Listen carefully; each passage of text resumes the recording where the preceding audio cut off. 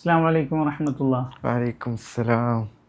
കഴിഞ്ഞ ദിവസം തൃശ്ശൂർ നടന്ന ഒരു സംഭവം അറിഞ്ഞിട്ടുണ്ടാവില്ല അല്ലേ? അതെ. ഉറങ്ങാൻ കിടന്നിരുന്ന രണ്ട് പൈത മക്കൾ, അൽജോ, അനൂഷ് എന്ന പേരിലെ രണ്ട് സഹോദരന്മാർ വളരെ സന്തോഷപൂർവ്വം രാത്രി കിടന്നുറങ്ങിയതാണ്. പുലർച്ചെ ഒരു 2 മണി സമയമൊക്കെ ആയപ്പോൾ എന്തോ ഒരു അസ്വസ്ഥത ഉണ്ടാവുകയും അവരുടെ അച്ഛന് സിൽജോ എന്ന പേരുള്ള അവരുടെ അച്ഛന് ഈ രണ്ട് കുട്ടികളെയും കൊണ്ട് തൊട്ടടുത്തുള്ള ഹോസ്പിറ്റലിലേക്ക് ബൈക്കിലാണ് പോകുന്നത്. ബൈക്കിൽ പോയി ഹോസ്പിറ്റലിലെത്തി ഡോക്ടറെ കാണിച്ചപ്പോൾ ഡോക്ടർക്ക് ഒരു സംശയം, പാമ്പ് കടിയേറ്റതാണോ എന്നുള്ളത്. അങ്ങനെ ഡോക്ടർ പറഞ്ഞതിൻ്റെ അടിസ്ഥാനത്തിൽ അവർ വീട് പരിശോധിച്ചപ്പോൾ അവർ രാത്രി കിടന്നുറങ്ങിയത് വീട്ടിൻ്റെ അകത്ത് പായ് വിരിച്ചിട്ടായിരുന്നു. അങ്ങനെ പായ് ഒക്കെ കുടഞ്ഞ് തട്ടി നോക്കുന്ന സമയത്ത് തലയിണയുടെ അടിഭാഗത്തുനിന്ന് മാരക വിഷമുള്ള ഒരു പാമ്പിനെയാണ് കണ്ടെത്താൻ സാധിച്ചിട്ടുള്ളത്. അതിൽ അൽജോ എന്ന് പേരുള്ള ആ ചെറിയ മോന്, ഇളയ മകന് മരണപ്പെട്ടു.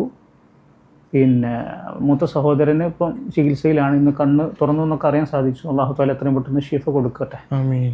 അപ്പോൾ ഈ ഇത്തരം സംഭവങ്ങളൊക്കെ നമ്മൾ നിരന്തരം കേട്ടുകൊണ്ടിരിക്കുമ്പോൾ ഹബീബായ റസൂലുള്ളാഹി സ്വല്ലല്ലാഹു അലൈഹി വസല്ലം തങ്ങൾ അങ്ങ് 1400 വർഷങ്ങൾക്ക് മുമ്പ് പറഞ്ഞ ഒരു തിരുചര്യ, ഉറങ്ങാൻ കിടക്കുമ്പോൾ ഒരുപാട് കാര്യങ്ങൾ തങ്ങൾ പഠിപ്പിച്ചിട്ടുണ്ട്. ഒന്ന് വളരെ പ്രധാനപ്പെട്ടതാണ് മിസ്വാക്ക് ചെയ്യുക എന്നുള്ളത്. അതുപോലെ തന്നെ പിന്നെ വുളൂ ചെയ്യുക എന്നുള്ളത്. അതോടൊപ്പം ചേർത്ത് വെക്കുന്ന വളരെ പ്രധാനപ്പെട്ട ഒരു തിരുചര്യയാണ് നമ്മൾ കിടക്കാൻ പോകുന്ന പായയും ബെഡ്ഷീറ്റൊക്കെ ഒന്ന് തട്ടിക്കൊടയുക എന്നുള്ളത്.